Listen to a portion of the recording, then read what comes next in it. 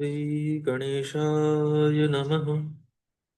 गुरुर्ब्रह्मा गुरुर्विष्णु गुरुर्देवो महेश्वर गुरु साक्षात् परब्रह्म तस्मै श्री गुरुवे नमः। त्वमेव माता च पिता त्वमेव त्वमेव बन्धु च सखा त्वमेव त्वमेव विद्या द्रविणं त्वमेव त्वमेव सर्वं मम देव देव।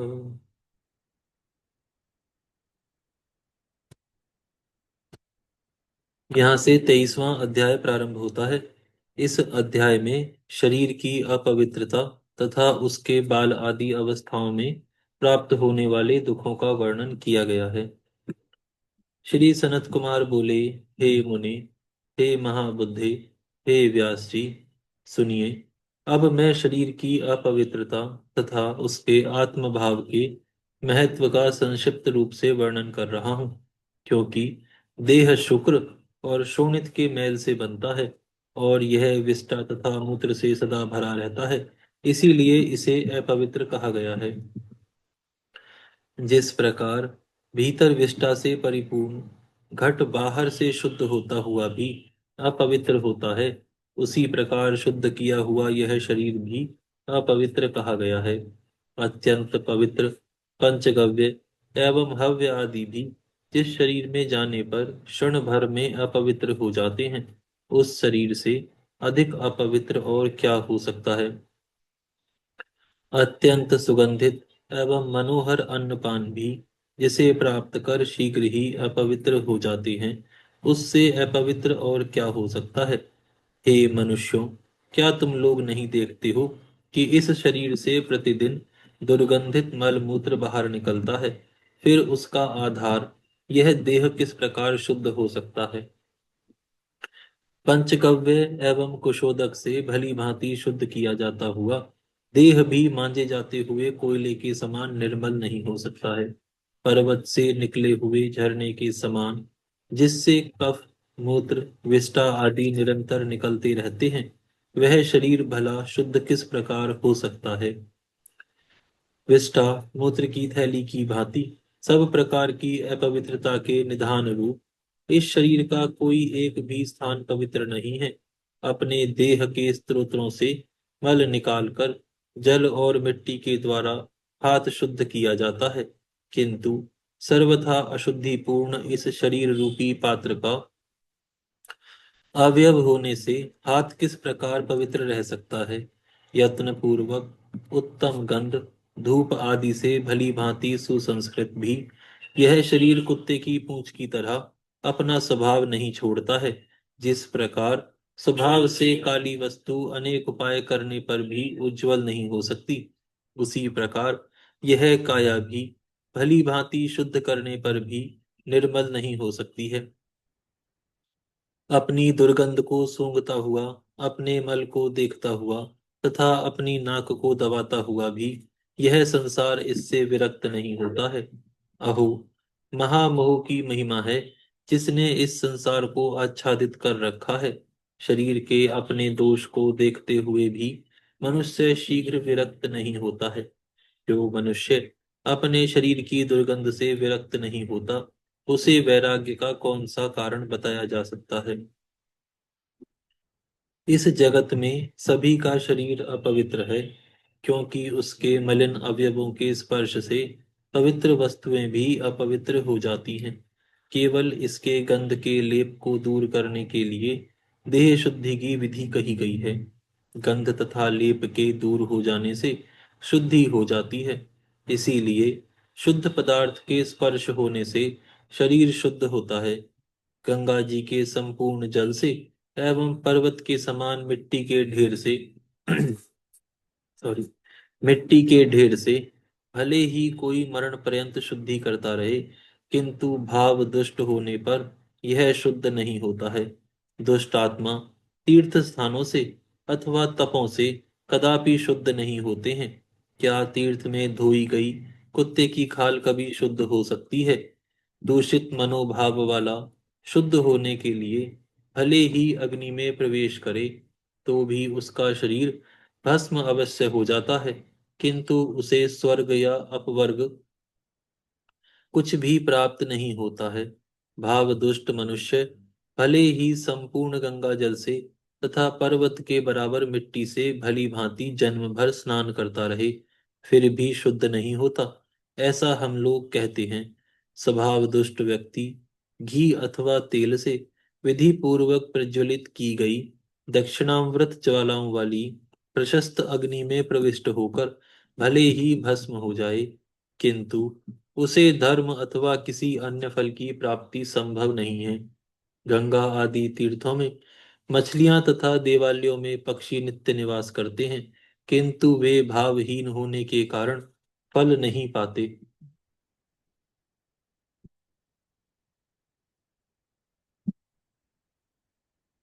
उसी प्रकार भाव दुष्ट को तीर्थ स्थान एवं दान से कोई फल प्राप्त नहीं होता। सभी प्रकार के कर्मों में भाव शुद्धि को महान शौच कहा गया है, क्योंकि कांता का आलिंगन अन्य भाव से किया जाता है और पुत्री का आलिंगन अन्य भाव से किया जाता है। अभिन्न अर्थात समान रूप वाली वस्तुओं में भी मन के भेद के कारण भाव भेद हो जाता है। स्त्री अपने पति में अन्य भाव रखती है और पुत्र के प्रति अन्य भाव रखती है। इस भाव की अपार महिमा को पूर्ण रूप से देखिए। स्त्री आलिंगित होने पर भी भावहीन स्त्री के प्रति उसकी कामना नहीं होती। यदि चित्त में काम, क्रोध एवं लोभ इन तीनों की चिंता विद्यमान रहे, तो अनेक प्रकार के अन्न आदि तथा स्वादिष्ट भोज्य पदार्थों को मनुष्य रुचि पूर्वक नहीं खा सकता है। भावना करने से ही मनुष्य बंधन में पड़ता है और उसमें भाव न रहने से उससे छुटकारा भी प्राप्त हो जाता है। भाव से शुद्ध आत्मा वाला ही स्वर्ग और मोक्ष प्राप्त करता है। एकमात्र भाव से शुद्ध आत्मा वाला जलता हुआ, होम करता हुआ तथा स्तुति करता हुआ यदि मर भी जाए, तो उसे शीघ्रता से ज्ञान प्राप्ति के पश्चात याज्ञिकों को मिलने वाले लोक प्राप्त होते हैं।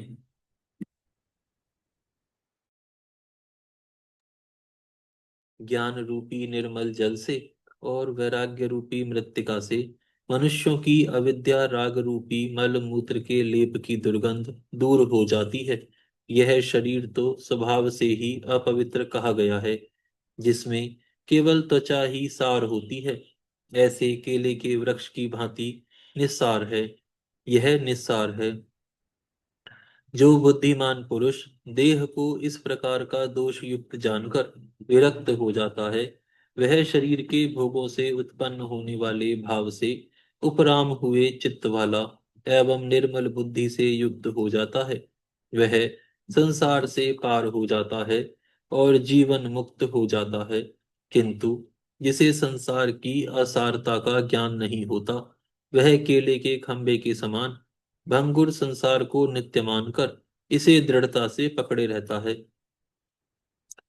हे व्यास जी, इस प्रकार मनुष्यों के अज्ञान दोष तथा नाना प्रकार के कर्मों के कारण होने वाले उनके इस महाकष्टदायक जन्म दुख का वर्णन मैंने कर दिया। 100 करोड़ों जो करोड़ों ग्रंथों में कहा गया है, उसे मैं आधे श्लोक में कहता हूँ। यह मेरा है, यह परम दुख है, यह मेरा नहीं है, यह परम सुख है।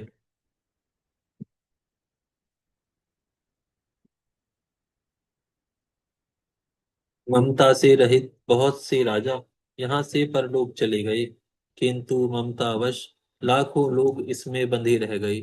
गर्भ में स्थित जीव की जो स्मृति थी, वह जन्म लेते समय निपीड़न के कारण मूर्छित कर देने वाले दुख से नष्ट हो जाती है। बाहरी वायु के स्पर्श से अथवा चित्त के विकल होने से उसे घोर ज्वर हो जाता है। उस महाज्वर से उसे सम्मोह उत्पन्न होता है और पुनः शीघ्र ही उस समूढ़ की स्मृति का नाश हो जाता है। इसके बाद स्मृति के नष्ट होते ही उसे अपने पूर्व कर्मों का स्मरण नहीं रह जाता है और उस जीव को शीघ्र ही इसी जन्म से अनुराग हो जाता है। अनुराग युक्त वह मूढ़ जीव शुभ कार्य में प्रवृत्त नहीं होता है, तब वह अपने को, पराये को तथा परमेश्वर को भी जान नहीं पाता है। हे मुनि श्रेष्ठ, कान के होने पर भी वह परम कल्याण की बात नहीं सुनता, और आंखों में देखने की शक्ति होने पर भी अपना परम कल्याण नहीं देखता है। वह समतल मार्ग में स्नेह स्नेह चलता हुआ पद पद पर फिसलता रहता है, और विद्वानों के द्वारा समझाया जाने पर तथा बुद्धि के होने पर भी समझ नहीं पाता है। गर्भवास के समय स्मरण किए गए पापों से बुद्धि को हटाकर, अर्थात जन्म मरण आदि के कारणभूत असत कर्मों को भूलकर, सांसारिक सुखों के लोभवश विषयों में आबद्ध हुआ मनुष्य संसार में आकर पुनः गर्भ क्लेश प्राप्त करता है। इस प्रकार शिव जी ने तपस्या का निरूपण करने के लिए स्वर्ग एवं मोक्ष के साधन भूत इस महान तथा परम दिव्य शास्त्र को कहा है। ये संसारी लोग सभी प्रकार के मनोरथों को सिद्ध करने वाले इस शिव ज्ञान के रहते हुए भी अपना कल्याण नहीं कर पाते, यह तो महान आश्चर्य है। बाल्यावस्था में इंद्रियों की शक्ति प्रकट न होने से बहुत कष्ट उठाना पड़ता है, क्योंकि चाहते हुए भी वह कुछ कहने में तथा प्रतिक्रिया करने में समर्थ नहीं होता है। उस समय दांतों के निकलते समय उसे बहुत कष्ट होता है, और थोड़ी बहुत व्याधि से अनेक प्रकार के बाल रोगों से तथा बाल ग्रहों से भी पीड़ा होती है। बालक कभी भूख प्यास से व्याकुल रहता है, कभी रोता रहता है, और अज्ञानवश मल मूत्र आदि का भी भक्षण भी करता रहता है। कुमार अवस्था में कानों की पीड़ा एवं माता पिता द्वारा अक्षराभ्यास अध्ययन आदि साधनों में लगाए जाने के कारण उसे अनेक प्रकार का कष्ट होता है। बाल्यकाल के दुख को जानकर एवं उसे देखकर भी वह मूढ़ बुद्धि अपना कल्याण नहीं करता, यह तो महान आश्चर्य है। यौवन अवस्था में इंद्रियों के सुखों को भोगने की इच्छा के कारण तथा काम रोग से पीड़ित होने के कारण, और बाद में उसके निरंतर प्राप्त न होने पर सुख कहाँ। ईर्ष्या, मोह आदि दोषों से रंगे हुए चित्त को तो कलेश होता ही है, पर इन दोषों का शमन भी बिना कष्ट के नहीं हो सकता। जिस प्रकार नेत्र व्याधि के कारण लाल हुए नेत्र की उपेक्षा तो यावत जीवन कष्ट देता ही है, पर उपचार भी बिना कष्ट सहे हो नहीं सकता। अतः उचित तो यही है कि इन मनोविकारों को मन में आने ही ना दिया जाए। कामाग्नि से संतप्त रहने के कारण उस कामी पुरुष को रात में निद्रा नहीं आती, और दिन में यथोपार्जन की चिंता के कारण उसे सुख कहाँ।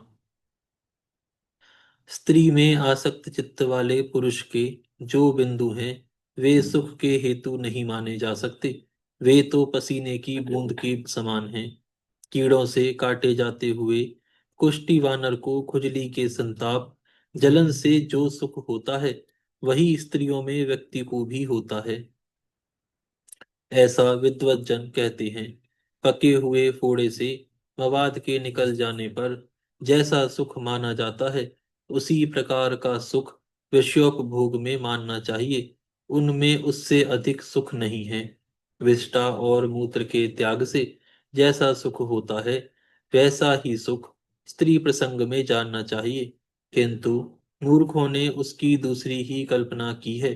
अवस्तु स्वरूप तथा समस्त दोषों की आश्रयभूता उन नारियों में अणु मात्र भी सुख नहीं है, जैसा पंचचूड़ा ने कहा था।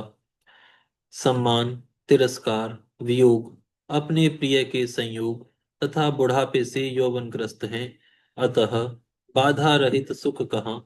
झुर्रियों, श्वेत केशों तथा गंजेपन से युक्त, शिथिल और बुढ़ापे से शरीर जर्जर हो जाने पर सभी कार्यों में अक्षम हो जाता है।